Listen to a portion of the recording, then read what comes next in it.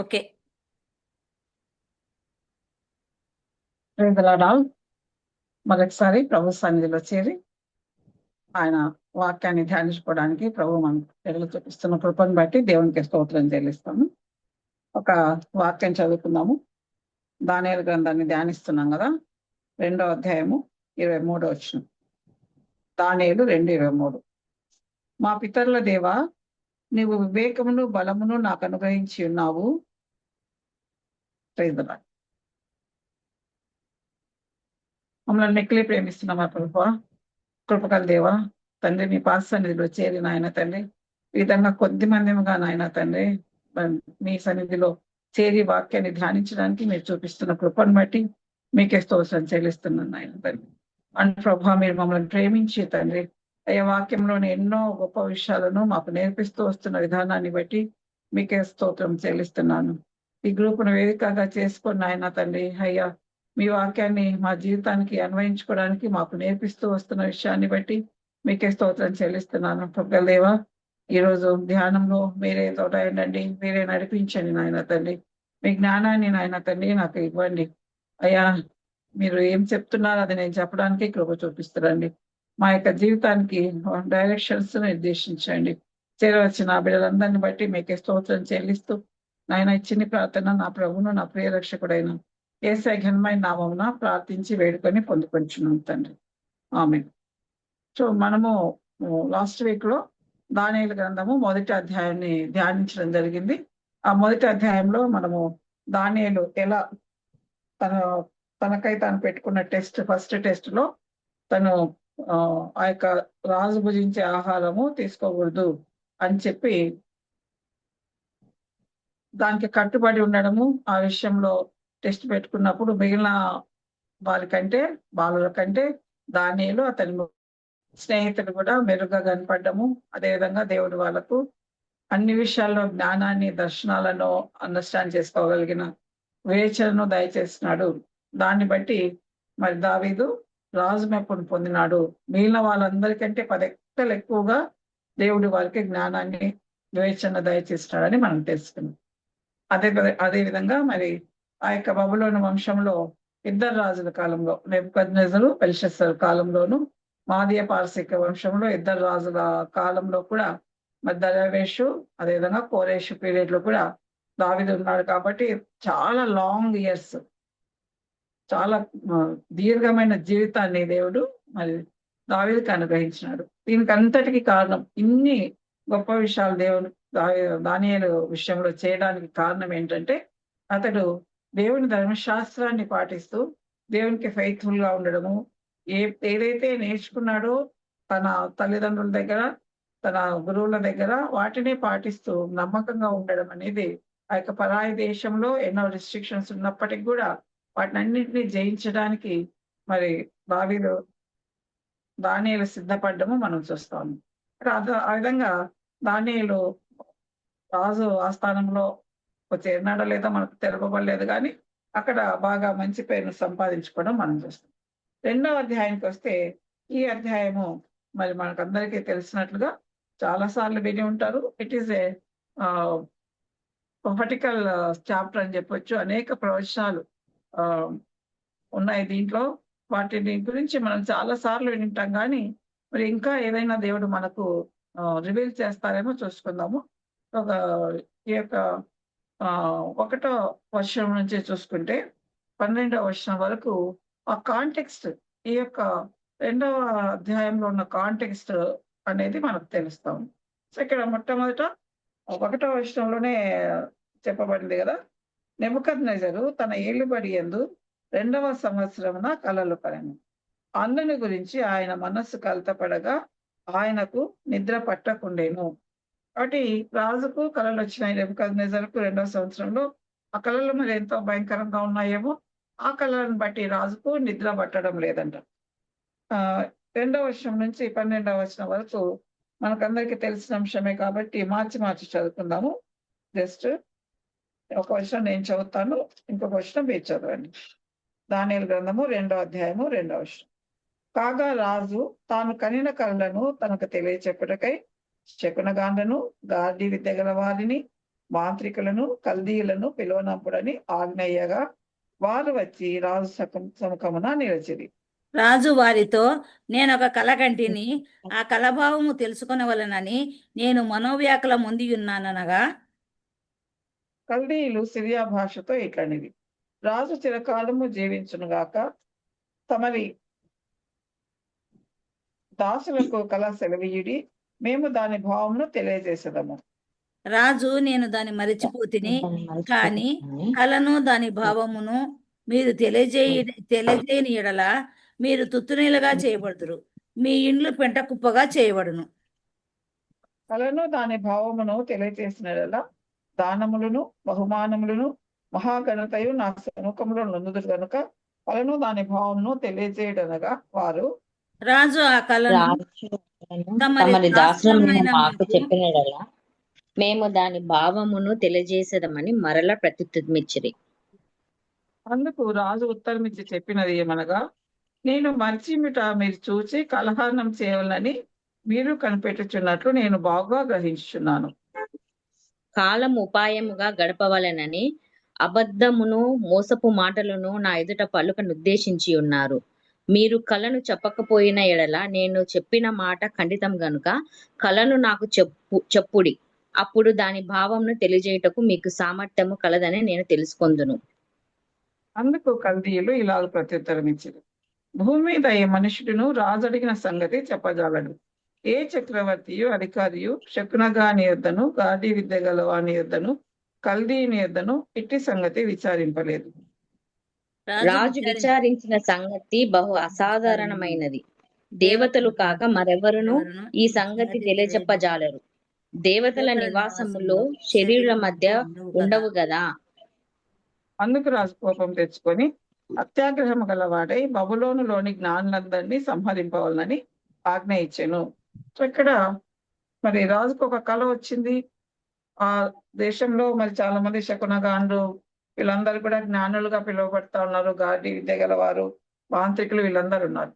So రాజు చాలా దాన్ని చూసి భయపడుతున్నాడు కాబట్టి వాళ్ళందరినీ వెంటనే పిలిపించినాడు.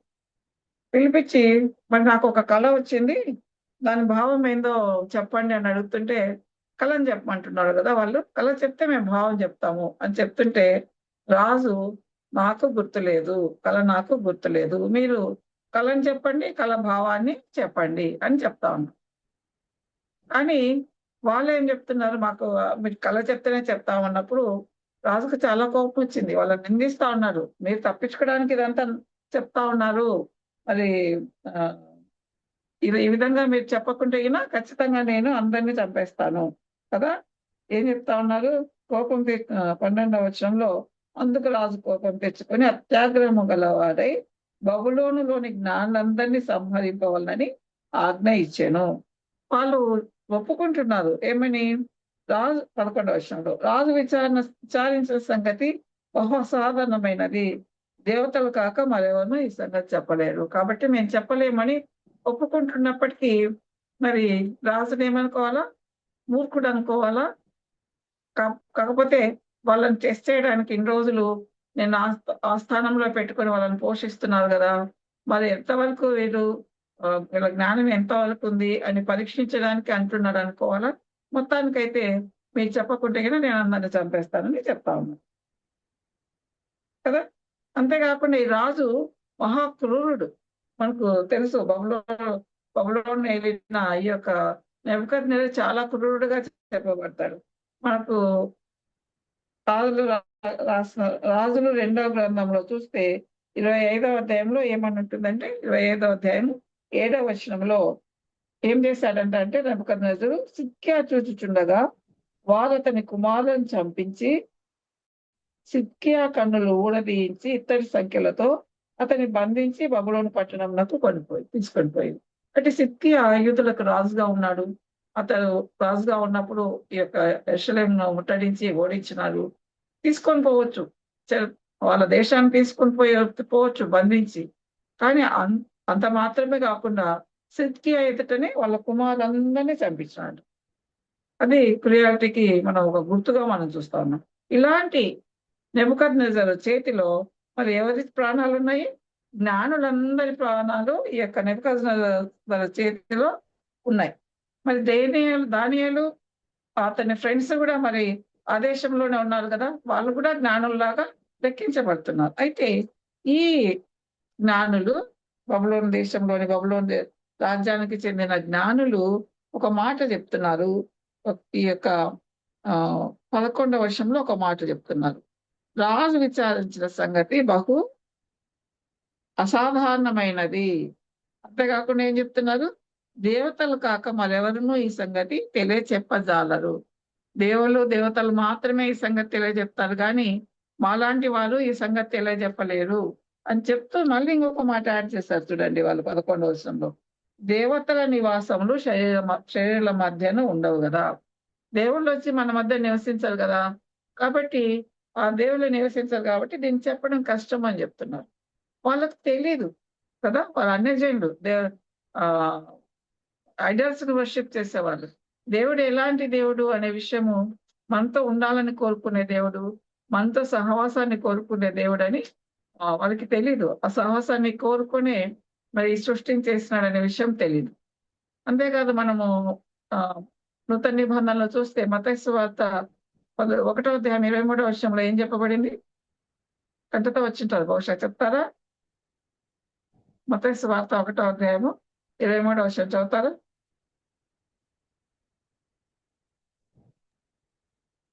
ప్రవక్త ద్వారా పలికిన మాట నెరవేరినట్లు ఇదంతా జరిగాను. ఇమ్మానుయేల్ అని పేరుకు భాషాంతరంన దేవుడు మనకు తోడని అర్థం. అంటే యేసు ప్రభు పుడతాడు, కన్యక గర్భం ధరించి యేసు ప్రభు పుడతాడు, ఆయనకు ఇమ్మానుయేల్ అని పేరు పెడతారు అని చెప్తాడు. ఇమ్మానుయేల్ అంటే అర్థం ఏంటి? దేవుడు మనకు తోడు. మనందరికి బాగా తెలిసే విషయం కదా, దేవుడు ఎప్పుడు మనకు తోడుగానే ఉంటాడు, మనతో ఉంటాడు. మనకు తెలుసు కానీ ఆ యొక్క కల్దీలకు, ఆ యొక్క బబులోను దేశంలో ఉండే అంత పెద్ద జ్ఞానులుగా పిలువబడిన వాళ్ళకు కూడా ఆ విషయం తెలియకుండా ఉంది. అందుకని రాస్తూ వాళ్ళు డైరెక్ట్ గా చెప్పేస్తా ఉన్నారు, మేము చెప్పలేము అన్నట్టుగా చెప్తా ఉన్నాం. ఆ తర్వాత మనము అదే అంశాన్ని మనం కంటిన్యూ చేస్తే 13వ వచనం నుంచి చూసుకుంటే ఆ విధంగా ఆజ్ఞ బయలుదేరిన తర్వాత మాట చదువుతున్నాను. ఇప్పుడు దానియేలు దగ్గరికి వెళ్ళింది ఈ కేసు అనేది, దానియేలు దగ్గరికి పోయింది. దానియేలును కూడా చంపాలని వాళ్ళు, దానియేలు ఫ్రెండ్స్ చంపాలని వాళ్ళు చూస్తారన్నమాట. సో 14వ వచనం చదువుకున్నాము.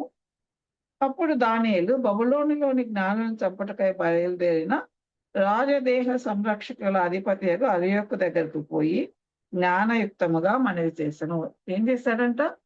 దానియేలు ఏం చేశాడంట? ఎవరి దగ్గరికి వెళ్ళాడు? అర్యోకు దగ్గరికి వెళ్ళాడు. ఎవరు అర్యోకు చెప్తారా? ఇక్కడే ఉంది కదా, జ్ఞానులను చంపడానికి బయలుదేరిన అధిపతి, జ్ఞానుల అధిపతి. అతని జాబ్ ఏంటి? రాజదేహ సంరక్షకుల అధిపతి. మనకి ఇంగ్లీష్ లో అయితే బాగా అర్థమవుతుంది. Captain of the Kings guards. రాజును సంరక్షిస్తూ ఉండే గార్డ్స్ ఉంటారు కదా, వాళ్ళకి అధిపతి ఎవరంటే అర్యోకు. సో అర్యోకు దగ్గరికి పోయినాడు. కరెక్ట్ గా మరి ఎవరి దగ్గరికి వెళ్ళాలనో వాళ్ళ దగ్గరికి వెళ్ళాడు. ఎందుకంటే ఆ రాజు దగ్గర రాజును సంరక్షిస్తుండే వాళ్ళకి అధిపతి కాబట్టి, ఒకవేళ దానియేలు రాజు దగ్గరికి వెళ్ళాలనుకుంటే ఇతని ద్వారా వెళ్ళొచ్చు. కాబట్టి దానియేలు కరెక్ట్ వ్యక్తి దగ్గరికి పోయినాడు. ఆ తర్వాత 16th verseలో రాజు సన్నిధిలోకి కూడా దానియేలు వెళ్ళడం మనం చూస్తాం. 14th verseలో ఈ అర్యోకు దగ్గరికి వెళ్ళినాడు. అర్యోకు ద్వారా 16వ వచనంలో రాజు సన్నిధికి కూడా వెళ్ళడం అనేది జరిగిందన్నమాట. సో ఇక్కడ రాయబడిన మాట ఏంటంటే, అర్యోకు దగ్గరికి పోయి జ్ఞానయుక్తంగా మనవి చేస్తాడండి. అంటే ఒక రిక్వెస్ట్ లాగా, డిమాండ్ లాగా కాదు, ఎందుకు మనల్ని చంపుతున్నారు, ఏమైంది అని అడగడం లేదు. ఏం జరిగింది అని జ్ఞానయుక్తంగా మరి మనవి చేసినప్పుడు, ఎందుకు ఇలాంటి ఆర్డర్ వచ్చింది, ఇంత అర్జెంటుగా ఎందుకు రాజు అందరినీ చంపాలనుకుంటున్నాడు జ్ఞానులందరినీ అని అర్యోకుని అడిగినప్పుడు అర్యోకు ఆ సంగతి బయలుపరుస్తా ఉన్నాడు. బట్ ఆ విధంగా మరి ఒక అధికారి దగ్గరికి వెళ్ళాలంటే ఎంత ధైర్యం ఉండాలి కదా. ఒక అధికారి దగ్గరికి వెళ్ళి ఎవరిని అప్రోచ్ కావాలో అలాంటి వ్యక్తిని అప్రోచ్ కావడానికి దేవుడే దానియేలుకు జ్ఞానము అనుగ్రహించినాడని చెప్పుకోవచ్చు. ఆ విధంగా జ్ఞానయుక్తంగా మనవి చేసినప్పుడు ఈ అర్యోకు కూడా మరి ఆ విషయాన్ని ఎక్స్ప్లెయిన్ చేసినాడు. విషయాన్ని ఎక్స్ప్లెయిన్ చేసిన తర్వాత రాజు దగ్గరికి వెళ్ళినాడు, ధైర్యంగా రాజు దగ్గరికి వెళ్ళినాడు అనమాట. ఇలాంటి పరిస్థితిలో ఎవరు దానియేలు? ఒక తాము ఎవరినైతే జయించినారో శత్రు అలాంటి దేశాల నుంచి చెరకు తీసుకొని వచ్చిన ఒక చిన్న అబ్బాయి, ఒక యంగ్స్టర్. అలాంటి క్రైసిస్ ఒకవేళ అందరినీ చంపేటట్లుగా నన్ను కూడా చంపేస్తారు ఈ కళకు భావాన్ని చెప్పలేకుంటే అనే అలాంటి కష్ట సమయంలో కూడా ఏమాత్రము తొందరపడలేదు, కామ్గా ఉన్నాడు కదా. తొందరపడి మరి అతనికి ఎలాంటి అలా మాట్లాడడం, అది అట్లా చేస్తాడు రాజు అని అలా మాట్లాడడం అదంతా ఏం చేయలేదు, చాలా కామ్గా ఉన్నాడు. అంతేకాకుండా రాజును కలవడానికి ఎంత ధైర్యం కావాలి. ఎవరు కలభావాన్ని చెప్పలేకుండా ఉంటే నాకు సమయం ఇవ్వండి, 16వ వచనంలో చదువుకుంటాం కదా, 2వ అధ్యాయం 16వ వచనంలో. అప్పుడు దానియేలు రాజు సన్నిధికి పోయి స్వప్న భావమును తెలియచెప్పుటకై తనకు సమయం దయచేయమని రాజును బతిమాలెను. ఆ విధంగా రాజు అంత కోపంగా ఉన్నప్పుడు వెళ్ళి మరి ఈ విధంగా నాకు టైం ఇవ్వమని అడగడానికి అంతమంది చెప్పలేకపోయినారు. దేశంలో ఉన్న జ్ఞానులందరినీ పిలిపిస్తే రాజు వాళ్ళు ఎవ్వరు చెప్పలేకపోయినారు. కానీ వాళ్ళు సమయం అడగలే, కొంత సమయం ఇవ్వండి అని అడగలేదు. కానీ దానియేలు అయితే బాగా ధైర్యంగా వెళ్ళాడు, నెమ్మదిగా వెళ్ళాడు, కామ్గా ఉన్నాడు. రాజును సమయం ఇవ్వమని అడుగుతా ఉన్నాడు అనమాట. అంటే ఇలాంటి మనవిని ఎందుకు ఈ అర్యోకు అంగీకరించినాడు? అర్యోకు తెలుసు కదా, నేను దానియేలును తీసుకొని వెళ్తే రాజు నా మీద కూడా కోపగించుకుంటాడు అని అర్యోకు తెలుసు కదా. మేబీ అర్యోకు ఫస్ట్ టెస్ట్ 1వ అధ్యాయంలో ఉండే తనకు తాను విధించుకున్న ఆ టెస్ట్ లో ఎలా దానియేలు ఫెయిత్ఫుల్ గా ఉన్నాడు, దేవునికి ఫెయిత్ఫుల్ గా ఉండి మరి ఏమాత్రము కాంప్రమైజ్ కాకుండా ఆ యొక్క రాజు యొక్క భోజించే ఆ భోజనాన్ని తీసుకోవడానికి ఇష్టపడలేదు. దేవునికి ఎంత నమ్మకంగా ఉన్నాడు, దేవుడు అతనికి విజయాన్ని దయచేసినాడు అనే విషయము బహుశా అర్యోకు విన్నాడేమో, రాయబడలేదు కానీ పరిశుద్ధ గ్రంథంలో అర్యోకు వినిటాడేమో. అందుకని రాజు దగ్గరికి తీసుకొని వెళ్ళడం అనేది జరిగింది. ఇది రాజు దగ్గరికి ధైర్యంగా వెళ్ళాడు, అడిగాడు రాజు. ధైర్యంగా ఎందుకు చెప్తున్నామంటే ఒకవేళ తనకిన కొన్ని దినాల సమయం అడిగినాడు కదా, కొన్ని దినాల తర్వాత ఆ కళను కళాభావాన్ని చెప్పలేదనుకోండి, చెప్పలేకపోయినాడు అనుకోండి, ఏమవుతుంది? దానియేలును చంపడమే కాకుండా ఈ క్రూరుడైన రాజు అనేక రకాలుగా అతన్ని టార్చర్ చేయొచ్చు. ఈ విషయాలన్నీ కూడా మరి దానియేలుకు తెలుసు. మరి ఎందుకు అంత ధైర్యంగా ఉన్నాడంటే చెప్తారా? దానియేలు ఎందుకు అంత ధైర్యంగా ఉండగలిగినాడు? దేవుడు Because- తనకు తెలియజేస్తాడని, దేవుడు దాన్ని తనకు సృష్టించిన Because he దేవుడు depends on తనకు the సహాయం Lord. చేస్తాడు. Yes, belief, because he depends on the Lord. Faithfulness. ఎంతో విశ్వాసం ఉంది దేవుని మీద, ఎంతో విశ్వాసం నమ్మకం ఉంది. అంతేకాకుండా దేవుని యొక్క గొప్పతనం, దేవుడికి ఎంత జ్ఞానం ఉంది అనే విషయం కూడా మరి దానియేలుకు బాగా తెలుసు.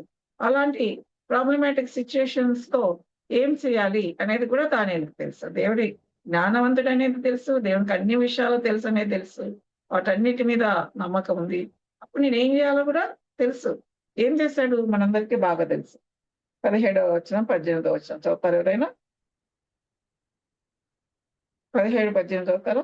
అప్పుడు దానియేలు తన ఇంటికి పోయి తన స్నేహితులైన హనన్యాకును మిషాయేలునకును అజర్యాకును సంగతి తెలియజేసి తానును తన స్నేహితులను బబులోనులో తక్కిన జ్ఞానులతో కూడా నశింపకుండానట్లు ఆ కల యొక్క మర్మ విషయంలో పరలోకమందున్న దేవుని వలన కటాక్షము పొందు నిమిత్తమై ఆయనను వేడుకొనుడని వారిని హెచ్చరించెను. ఏం చేస్తున్నాడు ఇక్కడ? తన ఫ్రెండ్స్ తో ఆ విషయాన్ని అంతా చెప్పి మనము దేవుని వేడుకుందాము, ప్రార్థిస్తాము అని మిగిలిన జ్ఞానులందరితో కలిసి మనం నశింపచేయబడకుండా ఉండాలంటే మనము ప్రార్థించడం ఒక్కటే మనం చేయాలి. చాలా మంది ఏం చేస్తా ఉంటారంటే ఏదైనా సమస్య వచ్చినప్పుడు, క్రైసిస్ వచ్చినప్పుడు ఎవరెవరినో మీట్ అవుతా ఉంటారు, వారితో వీళ్ళతో. ఇప్పుడైతే ఫోన్లు ఉన్నాయి కాబట్టి ఇంకా చాలా యాక్సెస్ ఉంటుంది చాలా మందితో మాట్లాడడానికి. అందరితో మాట్లాడి ఇంకా ఏమీ వీలు కానప్పుడు దేవుని దగ్గరికి వస్తారు కదా, చాలా మంది ఇలా ఉంటారు. కానీ ఈ దానియేలు అయితే డైరెక్ట్ గా ఎవరితో ఏం మాట్లాడలేదు, దేవుని దగ్గరికే పోయినాడు. ఎందుకంటే అతనికి అన్ని తెలుసు, ధర్మశాస్త్రంలో ఏం రాయబడింది అనేది తెలుసు, వాళ్ళ హిస్టరీ తెలుసు, ఒక కీర్తన గ్రంథాన్ని గురించి తెలుసు, సామెతల గురించి తెలుసు. మరి కీర్తనలు 118లో ఏం రాయబడి ఉంటుంది? 8-9 వచనాలు. కీర్తనలు 118, 8-9 వచనాలు. మనుషులను నమ్ముకుంట కంటే యెహోవాను ఆశ్రయించుట మేలు, రాజులను నమ్ముకుంట కంటే యెహోవాను ఆశ్రయించుట మేలు. కాబట్టి ఈ సంగతి బాగా తెలుసు దానియేలుకు. ఎవరిని అడిగినా ఏం లాభం లేదు. ఉండే వాళ్ళ చేతులు ఎత్తేసినారు కదా, దానిలను పడిన వాళ్ళందరూ కూడా ఆ యొక్క బబులోను దేశంలో. ఇంకా నేను దేవుణ్ణి అడిగితేనే నాకు విజయం వస్తుందనే విషయము దానియేలుకు బాగా తెలుసు. అంతేకాకుండా అతనికి బాగా అలవాటు ఉంది దానియేలుకు. మనం చూస్తాం కదా, ఎప్పుడైతే ప్రార్థన చేయకూడదు దేవునికి అని ఆజ్ఞ వస్తుందో ఏం చేస్తాడు? 3 సార్లు కూడా యెరూషలేము తట్టు కిటికీలు తెరిచి ప్రార్థన చేస్తాడంట. కాబట్టి అదొక అలవాటు. ప్రార్థన చేయడం అనేది ప్రతి విషయంలో దానియేలుకు అలవాటు. ఇప్పుడంటే ఈ యొక్క కష్టకాలం వచ్చింది కానీ రెగ్యులర్ గా కూడా దానియేలు ప్రార్థన చేస్తున్నట్టుగా మనం చూస్తాం. 9వ అధ్యాయంలో చూస్తే చాలా భారభరితమైన ప్రార్థన చేస్తాడు. తన జనులైన ఇశ్రాయేలీయులు ఆ యొక్క బబులోను దేశం నుంచి విడుదల పొందాలని చాలా భారభరితమైన ప్రార్థన ఆ 9వ అధ్యాయంలో చేయడం మనం చూస్తాం. కాబట్టి అదొక అలవాటుగా ఉంది దానియేలుకు. ప్రార్థన చేయడం అనేది దానియేలుకు అతని ఫ్రెండ్స్ కూడా అలవాటుగా ఉంది. కాబట్టి మనం దీని నుంచి నేర్చుకోవాల్సింది, మనము నిరంతరం ప్రార్థన చేయడం అనేది ఒక అలవాటుగా మార్చుకోవాలి. ఎప్పుడో ఒకసారి చేయడం కాదు. మనం నిజంగా సంతోషించాల్సిన విషయం ఏంటంటే, మన గ్రూప్ లో అందరూ కూడా మరి ప్రార్థన ఎదురుగా ఉంటున్నారు. ప్రతి సమయంలో కూడా చిన్న కష్టం వస్తే దేవుని దగ్గరికి వెళ్ళి మరి ప్రార్థన చేసేవారుగా మన గ్రూప్ లో వాళ్ళు ఉండడం చాలా సంతోషకరం. కానీ అప్పుడప్పుడు ప్రార్థన చేయడము, ఇలాంటి మీటింగ్స్ లో ప్రార్థన చేయడం కాదు, కానీ రోజు రెగ్యులర్ గా ప్రార్థించడం అనేది ఒక హ్యాబిట్ గా పెట్టుకోవాలి. సో దీన్ని మనము నేర్చుకుందాం. ఒకవేళ ఇప్పటి వరకు అలవాటు లేకుంటే మనం నేర్చుకుందాం. ఆ తర్వాత ఈ ప్రార్థన గురించి మనము 2 విషయాలు నేర్చుకుందాము. వాళ్ళు ఏం చేశారు? ఫస్ట్ చూస్తే ఇక్కడ వచనం ఏముంటుంది? దేవుని చివరిలో ఉంటుంది, 18వ వచనం చివరిలో ఉంటుంది. దేవుని వలన కటాక్షం పొందే నిమిత్తము. అంటే దేవుడు మర్సీ చూపించాల మన మీద. దేవుని కటాక్షం ఉంటేనే మనము నశించిపోకుండా ఉంటాం, ఈ లోకంలో కొనసాగుతాం అనే విషయము బాగా తెలుసు. కాబట్టి మరి మర్సీ కొరకు వేడుకుందామని వాళ్ళు డిసైడ్ చేసుకోవడం జరిగిందనమాట. That is the first thing. And second thing is, ఎవరు ప్రార్థన చేస్తున్నారు? అందరూ కలిసి ప్రార్థన చేస్తున్నారు. With great privilege. విశ్వాసం అందరికి కూడా ఒక గొప్ప ప్రివిలేజ్ ఏంటంటే తనతో కలిసి ప్రార్థించే వాళ్ళు ఉండడం. మేబీ మన ఫ్యామిలీ మెంబర్స్ కావచ్చు, మన ఫ్రెండ్స్ కావచ్చు, లేదా చర్చ్ మేట్స్ కావచ్చు, లేదా ఇలా గ్రూప్ మేట్స్ కూడా కావచ్చు.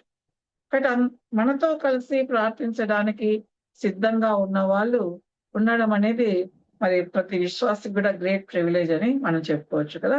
ఎందుకంటే ఎక్కడ 2-3 నా నామమున కూడి ఇందులో అనే వాక్యం మనం ఎప్పుడు గుర్తు చేసుకుంటాం.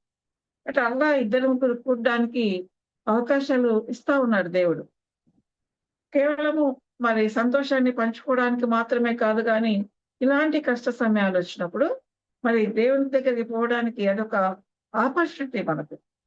అంటే ఆ విధంగా మరి దేవుని సన్నిధికి వెళ్ళడానికి, ప్రార్థించడానికి దానియేలుకు కూడా ఆపర్చునిటీ వచ్చింది. మరి దేవుడైతే ఈ విధంగా అందరు కలిసి ప్రార్థించడం అనేది దేవునికి చాలా ఇష్టం. తన సన్నిధిలో అందరూ కలుసుకొని తనకు ప్రార్థించడం అనేది మరి నిజంగా దేవునికి చాలా ఇష్టం.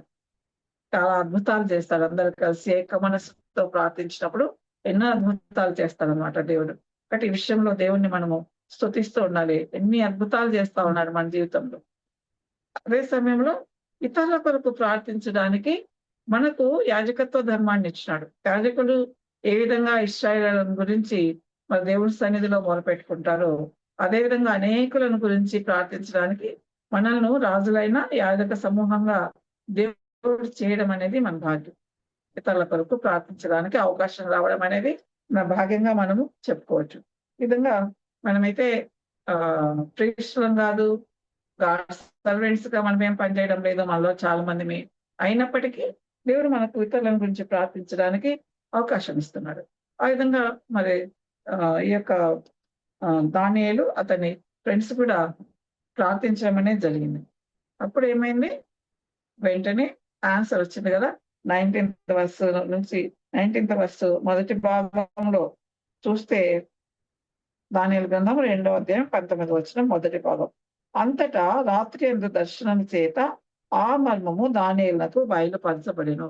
ఏదైతే అడుగుతున్నాడో ఆ దర్శనాన్ని గురించి, రాజుకొచ్చిన కళను గురించి తెలియజేయమని వాళ్ళందరూ ఏక మనసుతో ప్రార్థిస్తున్నారో వెంటనే వాళ్ళ ఆ యొక్క జవాబు దానియేలుకు రావడము మనం చూస్తా ఉన్నాం. ఇర్మియా గారు చెప్తారు కదా, ఇర్మియా గ్రంథంలో 33వ అధ్యాయము, ఇర్మియా 33 3వ వచనంలో ఏం చెప్తున్నారంటే, యెహోవాను నామం వహించిన వాడే ఇలాగ సెలవిచ్చుచున్నాడు, నాకు మొరపెట్టుము, నేను నీకు ఉత్తరమిచ్చేదను, నీవు గ్రహింపలేని గొప్ప సంగతులను, గూఢమైన సంగతులను నీకు తెలియచేతును. అంటే ఇర్మియాకు చెప్తా ఉన్నాడు దేవుడు, గ్రహించలేని గొప్ప సంగతులు నీకు తెలియజేస్తా. ఎవరు గ్రహించలేకపోవచ్చు, కానీ నేనే నీకు తెలియజేస్తాను ఆ గూఢమైన సంగతులు అని చెప్తా ఉన్నాడు ఇర్మియాకు ప్రభు. ఎందుకంటే ప్రభుకు అన్నీ తెలుసు, అందరి విషయము, ఈ లోకంలో జరిగే అన్ని విషయాల విషయము, పూర్వం పాస్ట్ లో ఏం జరిగింది, ప్రజెంట్ లో ఏం జరిగింది, ఏం జరగబోతుంది ఫ్యూచర్ లో అనేది దేవునికి బాగా తెలుసు కదా. మనము ఈ యొక్క అబ్రహాం గారి విషయం చూసుకుంటే 22వ అధ్యాయంలో అబ్రహాం గారి విషయం చూస్తున్నాం కదా. ఆయన ఏమని పేరు పెట్టినాడు 22వ అధ్యాయంలో? ఆ ప్రదేశానికి యెహోవా ఈరే అని పేరు పెట్టినాడు కదా. యెహోవా ఈరే, యెహోవానే చూచుకొనును. ఎప్పుడు చూచుకొనును అంటే ఏమర్థము? ఫ్యూచర్ లో కూడా యెహోవానే చూసుకుంటాడు అని అర్థం.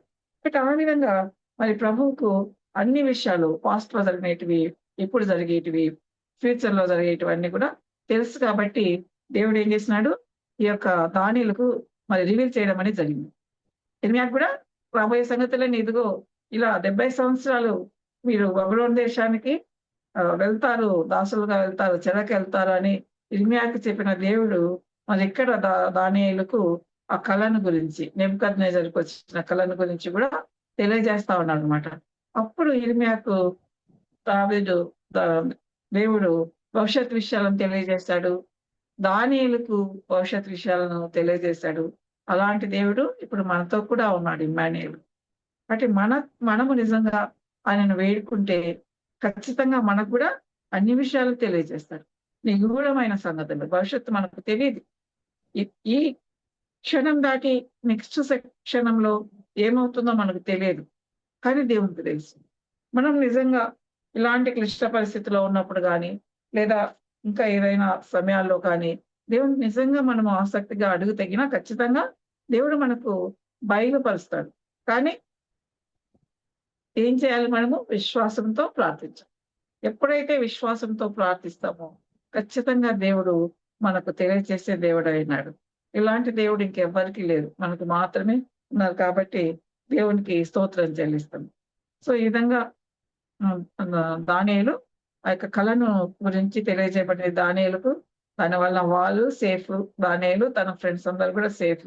ఆ తర్వాత బబులోన్లోని ఉన్న జ్ఞానులందరూ కూడా, యెషకనగాండ్రు, అది తర్వాత గాడి విద్య తెలిసిన వాళ్ళు, మంత్రగాళ్ళు, వీళ్ళందరూ కూడా సేఫ్, ఎందుకంటే కళను గురించి తెలిసింది కాబట్టి. సో నెక్స్ట్ ఏం చేశాడు దానియేలు అని మనం చూస్తే 19వ వచనంలో 2వ భాగంలో ఏముంటుందంటే, దానియేలు పరలోకమందున్న దేవుని స్తుతించెను. సో వెంటనే ఎప్పుడైతే జవాబు పొందినాడో వెంటనే దేవుణ్ణి స్తుతిస్తా ఉన్నాడు. కాబట్టి prayer followed by praise. Prayer ను జవాబు పొందినప్పుడు ఏం చేస్తా ఉన్నాడు? ప్రైజ్ చేస్తా ఉన్నాడు దేవుణ్ణి. సో ఈ యొక్క 20 వచనం నుంచి 23వ వచనం వరకు ఎలా స్తుతిస్తున్నాడు దేవుణ్ణి అనేది రాయబడింది. చెప్తారా ఎవరైనా? 20 నుంచి చదువుతారా 23 వరకు? ఎట్లనగా దేవుడు జ్ఞానబలములు కలవాడు, యుగములన్నిటను దేవుని నామం స్తుతినందును గాక. ఆయన కాలములను సమయములను మార్చువాడయుండి రాజులను త్రోసివేయుచు నియమించుచు ఉన్నవాడును, వివేకులకు వివేకమును, జ్ఞానులకు జ్ఞానమును అనుగ్రహించిన వాడై ఉన్నాడు. ఆయన మరుగు మాటలను మర్మములను బయలుపరచును. అంధకారములోని సంగతులు ఆయనకు తెలియను. వెలుగు యొక్క నివాస స్థలము ఆయన యొద్దనున్నది. మా పితరుల దేవా, నీవు వివేకమును బలమును నాకు అనుగ్రహించి ఉన్నావు. మేము అడిగిన ఈ సంగతి ఇప్పుడు నాకు తెలియజేసి ఉన్నావు కనుక నేను నిన్ను స్తుతించుచు గణపరుస్తున్నాను. ఏలయనగా రాజు యొక్క సంగతి నీవే మాకు తెలియజేసేవని దానియేలు మరలా చెప్పాను. థ్యాంక్ యూ చెప్పి బట్ దానియేలు ఇక్కడ ఎన్ని విషయాలను బట్టి, దేవుని గుణగణాలను బట్టి దేవుణ్ణి స్తుతిస్తా ఉన్నాడు అనమాట. దాదాపు 7 విషయాలను బట్టి దేవుణ్ణి స్తుతిస్తా ఉన్నాడు. ఇవన్నీ కూడా అతని జీవితంలో జరిగిన విషయాలే. అతని జీవితంలో ఇవన్నీ కూడా మరి చోటు చేసుకున్నాయి కాబట్టి వాటన్నిటిని గుర్తు చేసుకొని దానియేలు ఇక్కడ మరి వాటిని గురించి దేవుణ్ణి స్తుతిస్తున్నాడు అనమాట. ఒకసారి మనము ఏంటి ఈ విషయాలు, what are the attributes of God అని చూసుకుంటుంటే, అంతేకాక ఇక్కడ ఒక మాట చెప్తున్నాడు, యుగములన్నిటను దేవుని నామము స్తుతినందును గాక. ఇప్పుడు నేను స్తుతిస్తున్నాను. ఇంకా రాబో యుగాలన్నిట్లో, రాబో కాలం అంతట్లో కూడా దేవుడే స్తుతి నొందాలని చెప్తా ఉన్నాడు అనమాట. సో ఏ విషయాలు స్తుతించినాడు దేవుడిని అని చూస్తే 20వ వచనంలో ఏముంది? దేవుడు జ్ఞానం గలవాడు, బలము కలవాడు అని చూస్తా ఉన్నాం. అంటే దేవుడు మరి ఎంతో జ్ఞానం గలవాడు. ఆ తర్వాత 21వ వచనంలో ఏం చూస్తున్నాము? వివేకులకు వివేకమును, జ్ఞానులకు జ్ఞానమును అనుగ్రహించువాడునై ఉన్నాడు. అంటే ఆయనకు జ్ఞానం ఉంది. అంతేకాకుండా ఆయన ఆ జ్ఞానాన్ని అందరికి ఇవ్వాలని ఇష్టపడుతున్నాడు. మనం ఒక మాట చదువుకుంటాం కదా, యాకోబు రాసిన పత్రికలో 1వ అధ్యాయంలో ఈ మాట ఉంటుంది. 1వ అధ్యాయము 5వ వచనం. మీలో ఎవరికైనాను జ్ఞానం కొదువుగా ఉన్న యెడల అతడు దేవుని అడగవలెను, అప్పుడు అది అతనికి అనుగ్రహింపబడును. ఆయన ఎవరిని గద్దింపక అందరికీ ధారాళముగా దయచేయువాడు. అయితే అతడు ఏమాత్రమును సందేహింపక విశ్వాసముతో అడగవలెను. కాబట్టి దేవుడు జ్ఞాన సంపన్నుడు, బుద్ధి విజ్ఞాన సర్వ సంపదలు ఆయననే ఉన్నవని మనం చదువుకుంటాము. కానీ అంత జ్ఞానవంతుడైన దేవుడు ఎవరైతే అడుగుతారో వాళ్లకు ఆ జ్ఞానాన్ని ఇవ్వడానికి ఇష్టపడుతున్నారు. అందుకనే ఇక్కడ దానియేలు ఏం చెప్తున్నాడు? 21వ వచనంలో వివేకులకు వివేకమును, జ్ఞానులకు జ్ఞానమును అనుగ్రహించు వాడునై ఉన్నాడు. అంతే కాకుండా 23వ వచనంలో కూడా మా పితరుల దేవ, నీ వివేకమును బలమును నాకు అనుగ్రహించి ఉన్నావు. దేవుడు బల సంపన్నుడు అనే విషయము పాత నిబంధనలో చాలా సార్లు చెప్పబడింది కదా. ఆయన బల సంపన్నుడు, మరి సైన్యంలోకి అధిపతి యెహోవా అని ఆయన పిలువబడినవాడు. ఆ విధంగా జ్ఞానం ఉంది, దేవునికి బలం ఉంది. And at the same time దేవుడు మనకు కూడా ఆ జ్ఞానాన్ని, బలాన్ని ఇవ్వడానికి ఇష్టపడుతుంది. దాన్ని బట్టి మరి మనము దేవుణ్ణి స్తుతించాలి. ఎన్నోసార్లు మనకు ఆ దేవుడిచ్చిన జ్ఞానంతో మనం ఎన్నో సార్లు కలెక్టెడ్ డెసిషన్స్ తీసుకొని మన జీవిత యాత్రలో కానీ, మన ప్రొఫెషనల్ లైఫ్ లో కానీ కొనసాగడం అనేది జరుగుతూ ఉంది. ఆ తర్వాత రెండో అంశంగా దేన్ని బట్టి స్తుతిస్తా ఉన్నాడు? 21వ వచనంలో ఆయన కాలంలను సమయంలను మార్చువాడై ఉండి. ఆయన ఏం చేస్తాడంట? కాలంలను సమయాలను మారుస్తాడంట. ఏమన్నా తెలుసా? సమయం కాలం మార్చిన విషయం మనకి ఏమన్నా తెలుసా? గుర్తొచ్చిందా? యెహోషువ. ఎగ్జాక్ట్లీ, యెహోషువ అది పెద్ద ఎగ్జాంపుల్ కదా. యెహోషువ సూర్యుడిని ఆగిపోమంటే, ప్రార్థించినప్పుడు చంద్రుడిని ఆగిపోమంటే ఆగిపోయినాడంట. అంటే ఆ కాలాన్ని అంతా స్టాప్ చేసినాడు. అదే విధంగా మరి ఇంకొక సమయం కూడా ఉంది కదా, జకర్యా. యుద్ధ సమయంలో సూచనగా చీకటి పడకుండా జకర్యాకు సూచనగా కూడా ఆ సమయం ఆపివేయబడింది. అంటే ఇంత గొప్ప దేవుడు. మొత్తం ఏదైనా సరే ఈ లోకంలో ప్రతి ఒక్కటి ఆయన స్వాధీనంలోనే ఉంది.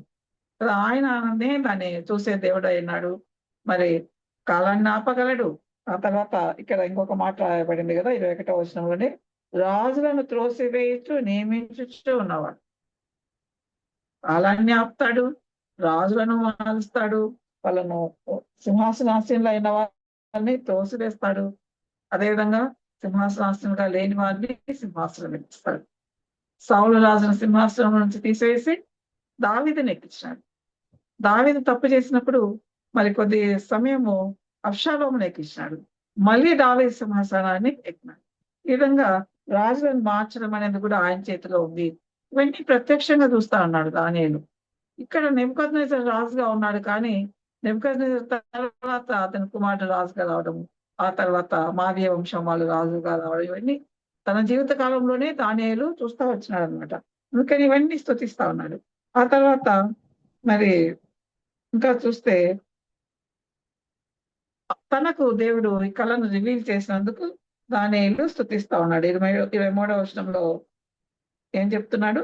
మేము అడిగిన ఈ సంగతి ఇప్పుడు నాకు తెలియచేస్తున్నావు కనుక నేను నిన్ను స్తుతించుచు ఘనపరుచున్నాడు. ఈ సంగతి తెలియచేయకుంటే అందరికీ మరణమే గతి. ఆ దేశంలో ఉన్న జ్ఞానులందరూ కూడా చనిపోవాల్సి ఉంటుంది. కానీ ఎప్పుడైతే ప్రార్థించాడో ఈ సంగతిని కళను తెలియజేస్తా వచ్చినాడు. కాబట్టి మరి ఆ విధంగా దానియేలు దేవుణ్ణి స్తుతిస్తా ఉన్నాడు అనమాట. అన్ని విషయాల్లో కూడా దేవుణ్ణి స్తుతించి ఆరాధిస్తా ఉన్నాడు, ఘనపరుస్తా ఉన్నాడని చెప్తా ఉన్నాడు అనమాట. ఇంకా ఇంకొక మాట కూడా మనం చూసుకోలేదు, 22వ వచనంలో ఉంది. ఆయన మలుగు మాటలను మర్మములను బయలుపరిచినాడు. ఏదైతే మరుగుగా ఉండిందో, మర్మంగా ఉండిందో అవన్నీ కూడా బయలుపరిచే దేవుడు అని 22వ వచనంలో స్తుతిస్తా ఉన్నాడు అనమాట. ఈ విధంగా మరి ఏదైనా మనకు మేలు జరిగినప్పుడు, మనం ప్రార్థించినప్పుడు వెంటనే స్తుతిస్తున్నామా? మరి కేవలము థ్యాంక్స్ గివింగ్ మీటింగ్స్ లోనే స్తుతిస్తున్నామా? ప్రతి విషయంలో, ప్రతి చిన్న విషయంలో చాలాసార్లు చెప్పుకుంటూ ఉంటాం కదా, ఈ సమయంలో ఇక్కడ మనం ఉన్నామంటే, దేవుని సన్నిధిలో సమయం గడుపుతున్నామంటే ఆయన కృపయే. కాబట్టి ఆ విధంగా మనము స్తుతించవలసిన వారమై ఉన్నాము. తర్వాత నెక్స్ట్ వచనాలకు వెళ్తే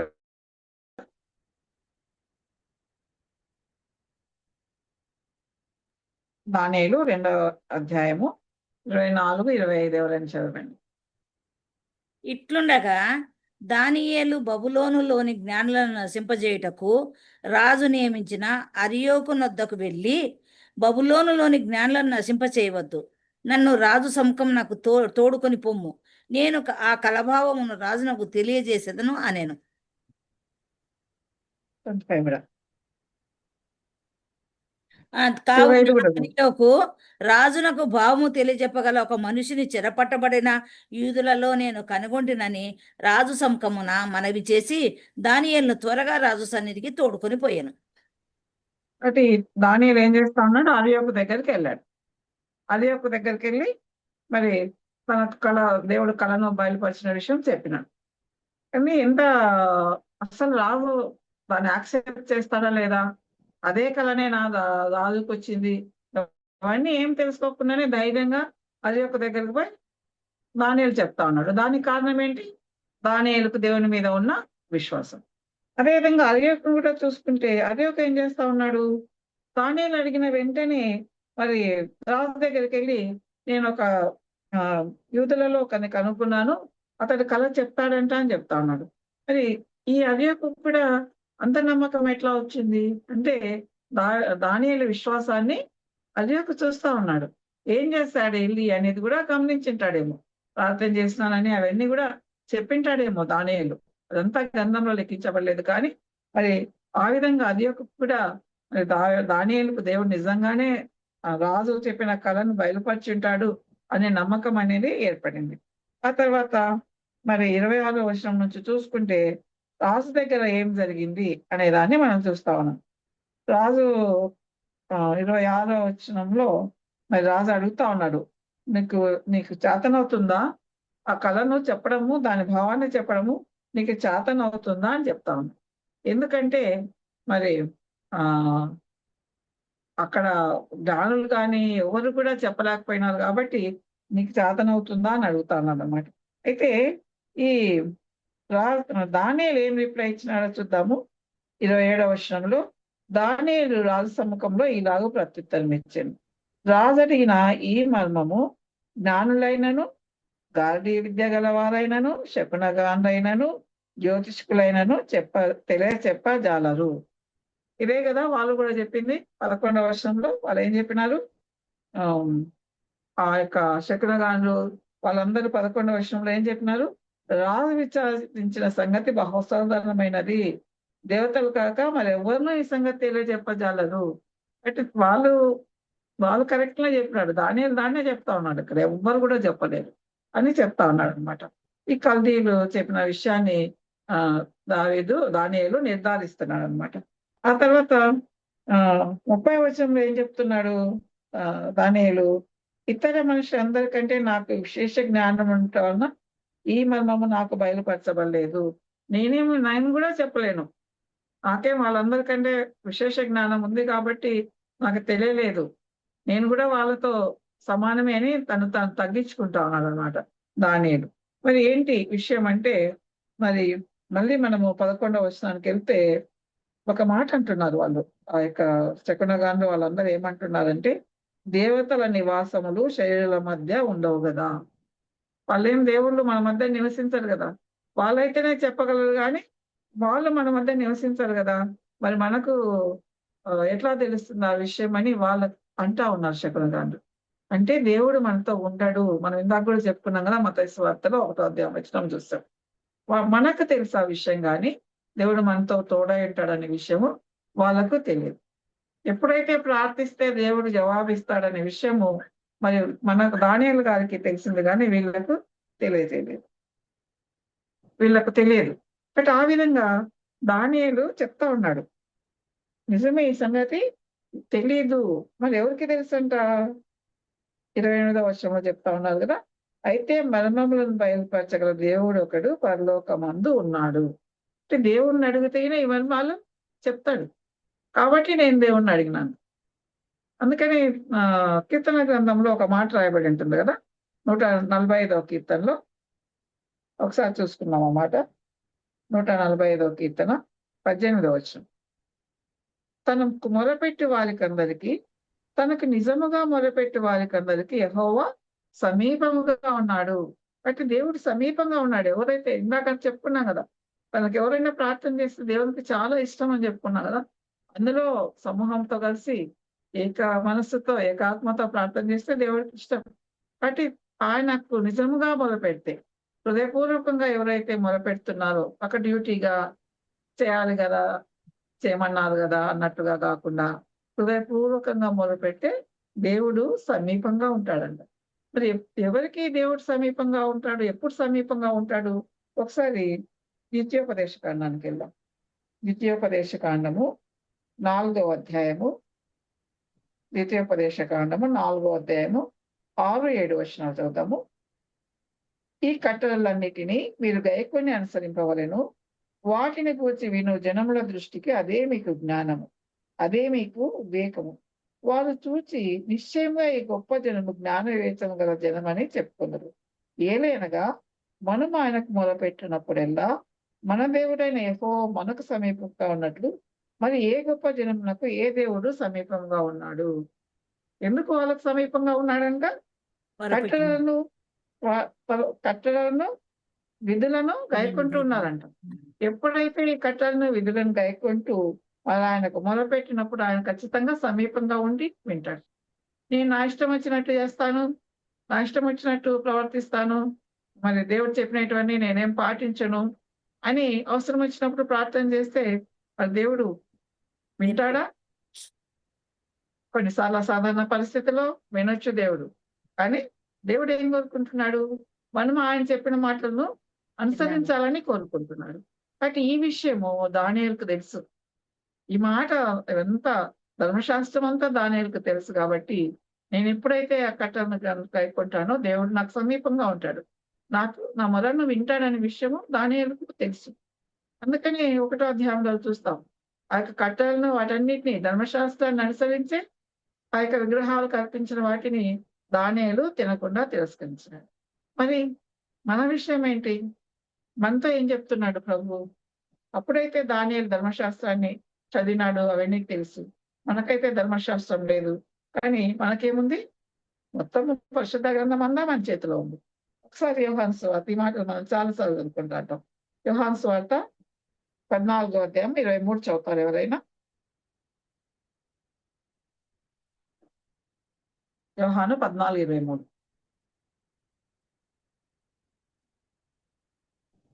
ఒకడు నన్ను ప్రేమించిన యెడల వాడు నా మాట గైకొనును, అప్పుడు నా తండ్రి వానిని ప్రేమించును, మేము వాని యొద్దకు వచ్చి వాని యొద్ద నివాసము చేతుము. కాబట్టి ఎప్పుడైతే దేవుణ్ణి ప్రేమిస్తామో అప్పుడు ఆయన మాట గాయకుంటాడంట. ద్వితీయోపదేశ ఖండంలో చెప్పింది కూడా అదే కదా, నా కట్టలను వీటిని అనుసరించాలని చెప్తున్నాడు. ఇక్కడ కూడా ఏం చెప్తున్నాడు, ఎప్పుడు కట్టలను ప్రకారం ఆజ్ఞల ప్రకారం నడుచుకుంటారంట దేవుణ్ణి ప్రేమిస్తే. సో ఎప్పుడైతే దేవుణ్ణి ప్రేమిస్తామో అప్పుడు ఆయన మాటలను గైకొని దాని ప్రకారం నడుచుకుంటాం. అప్పుడు ఏం చేస్తాడంట, తండ్రి వాడిని ప్రేమించును. మనం ఎప్పుడైతే ఆ మార్గంలో నడుస్తామో మనల్ని దేవుడు ప్రేమిస్తాడు. అంతేకాకుండా మరి మేము వాని యొద్దకు వచ్చి వాని యొద్ద నివాసం చేతుము. So it is a privilege for us. ఈ కట్టడలు ఈ ఆజ్ఞలు ఇవన్నీ చదివినప్పుడు ఇంత పాటించడం సాధ్యమవుతుందా అనేది మనకు అనిపిస్తుంది. కానీ అదంతా ఎందుకు చెప్పినారు దేవుడు, మనల్ని ప్రేమించారు కాబట్టి. ఎప్పుడైతే మీరు నేను చెప్పిన మార్గంలో నడుస్తారో మీ దగ్గరనే ఉంటాను నేను, మిమ్మల్ని ప్రేమిస్తాను నేను అని చెప్తున్నాడు. ఇంకా మనము 17వ వచనం చూస్తే ఇదే అధ్యాయంలో 17వ వచనంలో, లోకం ఆయనను చూడదు, ఆయన ఎరుగదు కనుక ఆయనను పొందనేరదు. మీరు ఆయన ఎరుగుదురు, ఆయన మీతో కూడా నివసించును, మీలో ఉండును. ఎవరిని గురించి చెప్పబడింది ఇది? పరిశుద్ధాత్మ దేవుని గురించి. కాబట్టి ఆ పరిశుద్ధాత్మ దేవుని లోకం ఎరగదు. ఈ లోకంలో ఉన్న వాళ్ళకి దేవుడి గురించి తెలియదు. అన్ని కుమార పరిశుద్ధాత్మ త్రిత్వ దేవుని గురించి అది చాలా మందికి తెలియదు, అన్యజనులకు తెలియదు. మన క్రైస్తవుల్లో కూడా చాలా మంది దీన్ని అంగీకరించలేని పరిస్థితిలో ఉన్నారు. కానీ మనకైతే దేవుడు మనతో మాట్లాడి, ఇదిగో మీరు నన్ను నా మాట ప్రకారం నడుచుకుంటే పరిశుద్ధాత్మ దేవుడు ఏమంట, మనతో ఉంటాడంట, మనలో ఉంటాడు. ఈ మాట మనం చాలాసార్లు చెప్పుకుంటాం. ఊరికే చెప్పుకుంటున్నామా, నిజంగానే నమ్ముతున్నామా? మన యొక్క దేవుడు మనతోనే ఉన్నాడని నమ్ముతున్నామా? కాబట్టి let us B faithful to God. మన దేవుడు ఇమ్మానుయేలు దేవుడు, మనకు తోడుగా ఉండే దేవుడు. కాబట్టి దేవుడు మనల్ని ప్రతి క్రైసిస్ లో కూడా కాపాడుతూ ఉంటాడు. ప్రతి విషయాన్ని గుణమైన సంగతులను కూడా మనకు తెలియజేస్తా ఉంటాడు. మళ్ళీ మనం దానియేలు గ్రంథానికి వస్తే 28వ వచనము 30వ వచనంలో ఆ మాట చెప్తున్నాడు కదా, 28, 29, 30 చదువుతున్నాను. కాలం గడిచిన పిమ్మట ఏమి జరుగునో అనుకొని తాను పడక మీద పరుండి మనోచింత గలవారై ఉండగా మర్మములను బయలుపరచువాడు కలగబోవు దానిని తమరికి తెలియజేసెను. ఇతర మనుషులకందరికంటే నాకు విశేష జ్ఞానం ఉండుట వలన ఈ మర్మము నాకు బయలుపరచబడలేదు. రాజునకు దాని భావమును తెలియజేయ నిమిత్తమును తమరి మనస్సు యొక్క ఆలోచనలు తాము తెలుసుకునే నిమిత్తము అది బయలుపరచబడేను. ఇక్కడ ఏం చెప్తా ఉన్నాడు, ఎందుకు దేవుడికి కళ రప్పించినాడంట అంటే, రాజు చాలా బాధపడుతూ ఉన్నాడంట కదా, మనోచింత గలవాడే ఉన్నాడంట రాజు. ఎందుకు మనోచింత గలవాడైనాడు, ఏం ఆలోచిస్తున్నాడు పడక మీద పండుకోనంటే, ఇంతవరకు ఎన్నో రాజ్యాలు నేను జయించినాను, బబులోను రాజ్యం తరఫున ఎన్నో రాజ్యాలను జయించి నా సామ్రాజ్యాన్ని విస్తరింపజేసుకున్నాను. చేసిన సామ్రాజ్యానికి నేను అధిపతినై చక్కగా దాన్ని నడిపిస్తున్నాడు. ఆ తర్వాత ఏమవుతుంది, నా తర్వాత ఏమవుతుంది, ఎవరు దీన్ని పరిపాలిస్తారు, ఏమవుతుందని ఆయన మనోచింత గలవాడై ఉన్నాడంట. మరి ఆయనకు ఒక గర్వం ఉంది, నేను కాబట్టి ఇంత బాగా పరిపాలిస్తున్నాను అని ఒక గర్వం ఉంది. మనము 4వ అధ్యాయంలో ఈ మాట చూస్తాం కదా, 4వ అధ్యాయము 30వ వచనంలో ఈ నెబుకద్నెజర్ ఏమనుకుంటున్నాడు, రాజు బబులోనున్న ఈ మహావిశాల పట్టణము నా బలాధికారంలో నా ప్రభావ గంటను కనపరచటకై నా రాజధాని నగరముగా నేను కట్టించినది కాదా అని తనలో తాను అనుకుంటా ఉన్నాడు. అంటే తాను హెచ్చించుకుంటున్నాడు. తను చేసిన దాన్ని బట్టి మరి తను గర్వపడతా ఉన్నాడు. ఆ విధంగా గర్వపడుతున్నాడు కాబట్టి మరి రాజుకు ఈ కళభావాన్ని కళను ఇవ్వాలి, కళభావాన్ని తెలియచేయాలని దేవుడు అనుకున్నాడు అనమాట. ఆ యొక్క ఎంత చక్కగా చెప్తున్నారు చూడండి దానియేలు.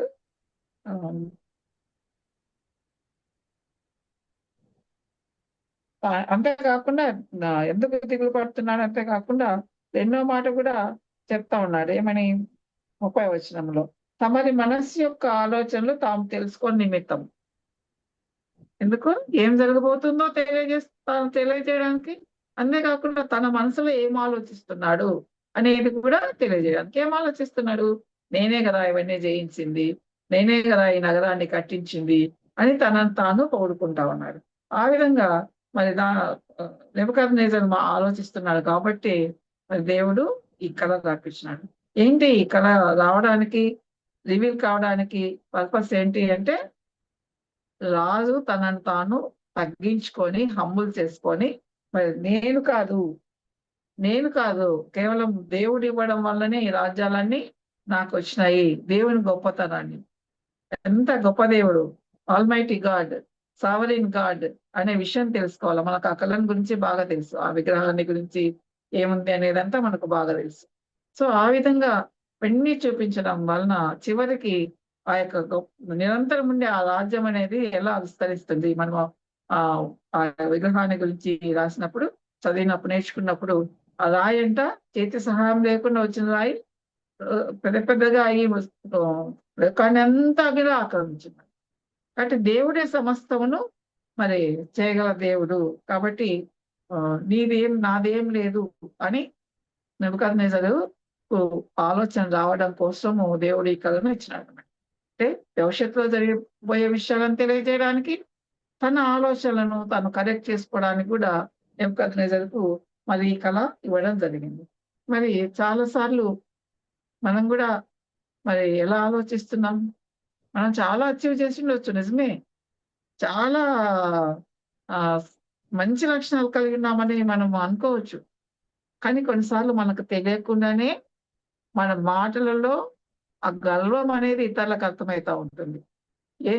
ఏం అచీవ్ చేసినాము ఇవన్నీ కూడా ఇతరులకు అర్థం అవుతా ఉంటాయి.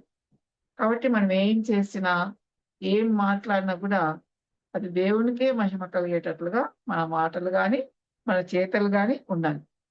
ఆ విధంగా ఉండాలనేది మనం నేర్చుకున్నాం. ఈ కళను నెబుకద్నెజరుకు బయలుపరచాలని బట్టి మరి ఆ విధంగా ఉండాలని దేవుడు కోరుకుంటున్నాడని మనం నేర్చుకున్నాం. దావీదు ఏం చెప్తాడు గుర్తుందా? ఏం చెప్తాడో గుర్తుందా? తను చాలా ఇచ్చినాడు దేవుడు, చాలా సంపాదించుకున్నాడు దేవుడు దావీదు. కానీ ఇవన్నీ కూడా మరి కేవలము నువ్వు ఇచ్చినవే అని చెప్తా ఉన్నాడు. చాలా దావీదు అతని ప్రజలు కూడా మందిరం కట్టడానికి కోసము చాలా ఇచ్చేస్తారు, చాలా సమర్పించుకుంటాడు. ఆ సందర్భంగా దావీదు ఏం చెప్తున్నాడంటే, దినవృత్తాంతాలు మొదటి గ్రంథము 29వ అధ్యాయము 14వ వచనంలో 2వ భాగం చదువుతున్నాను. మొదటి దినవృత్తాంతాలు 29, 14వ వచనంలో 2వ భాగం నుంచి చదువుతున్నాను. లేదా ఫస్ట్ నుంచి చదువుతున్నాను. ఈ ప్రకారము మనఃపూర్వకంగా ఇచ్చే సామర్థ్యము మాకునుటకు నేను ఎంత మాత్రపు వాడను, నా జనులు ఎంత మాత్రపు వారు, సమస్తమును నీ వల్లనే కలిగిన కదా. నీ స్వసంపాద్యంలో కొంత మేము నీకిచ్చి ఉన్నాము. కాబట్టి మనకి ఏదైనా ఉందంటే, జ్ఞానం ఉందంటే, ప్రాపర్టీ ఉందంటే, అచీవ్ చేసినాం అనేక విషయాలంటే కేవలం అవి దేవుడిచ్చినందుకే అచీవ్ చేస్తాం. మన యొక్క జ్ఞానము, ఈ లోక సంబంధమైన జ్ఞానము ఏది కూడా మరి మనల్ని గొప్ప చేయదు. కేవలము ఆ విధంగా మనల్ని ఎనేబుల్ చేయడానికి కూడా దేవుడే కారణం అనే విషయము మరి నెబుకద్నెజరు తెలుసుకున్నాడు. మనం చూస్తాం కదా ఇర్మియా గ్రంథంలో, గాడ్ అలౌడ్ హిమ్, దేవుడు అతన్ని అనుమతించినాడు అన్ని రాజ్యాలను జయించడానికి. ఎందుకు? ఇశ్రాయేలుకు బుద్ధి చెప్పడానికి. కాబట్టి ఈ యొక్క దానియేలు 2వ గ్రంథము 30వ వచనం వరకు మనం ఏం నేర్చుకుంటా ఉన్నాము? మరి ఎలాంటి పరిస్థితులైనా ధైర్యంగా ఉండాలి, కాన్ఫిడెంట్ గా ఉండాలి, విశ్వాసంతో ప్రార్థన చేసినప్పుడు విశ్వాసంతో ఉండాలి. దేవుడు ప్రార్థన చేసి ఏదైతే మన కష్టంగా ఉందో దాన్ని గుడార్థాలను కూడా దేవుడు తెలియజేస్తాడు. స్తుతి మనం ఒక చెల్లించాలి. హ్యాబిట్ గా చేసుకోవాలి. స్తుతి ప్రార్థన చేయడం అనేది మనం ఒక హ్యాబిట్ గా చేసుకోవాలి.